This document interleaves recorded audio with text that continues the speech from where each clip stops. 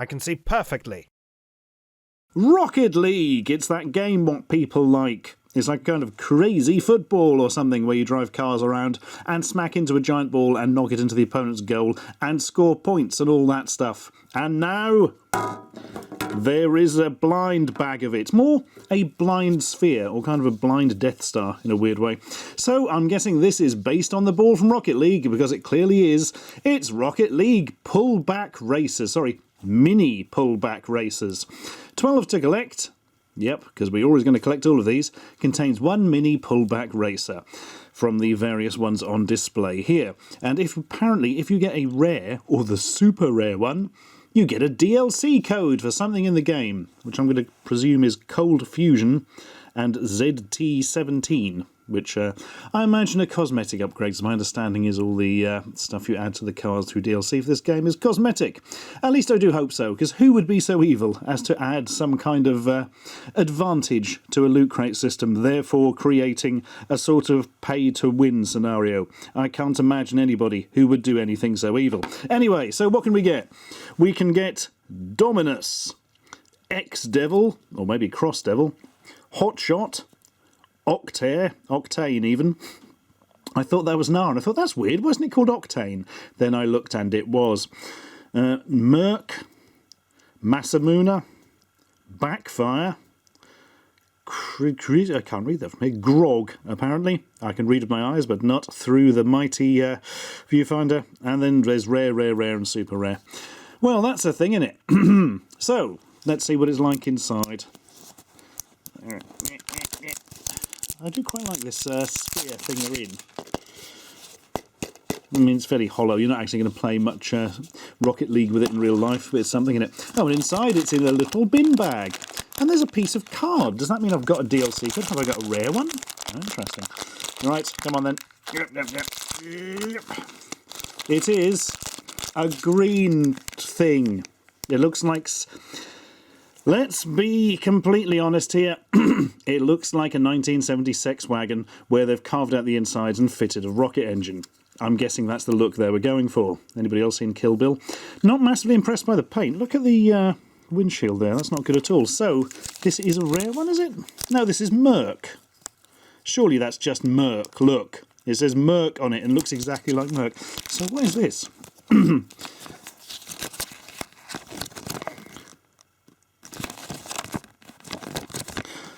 Right, so are they putting this in so that you can't feel it and go, oh, that one's got a DLC code, so it must be the rare one?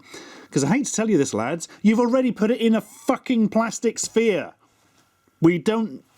You can't feel the bags when they're locked inside a bloody box. Good grief. Why didn't they just write fuck you on this and have the whole thing done away with? Oh, well. It's got a friction motor. So, I can actually show you a second one of these, because on the book tour I did recently, a man called Adam Flintoff gave me this. That's a lie, his name was actually Adam Linter, but I want to say his name wrong so he'd see the video and go, ah, I got my name wrong. Oh, it was all a hilarious comedy joke. So this one is Backfire, I'm presuming, from earlier. Yay. Are they kind of in scale with the balls? Having never played Rocket League and only seen footage, I don't really know.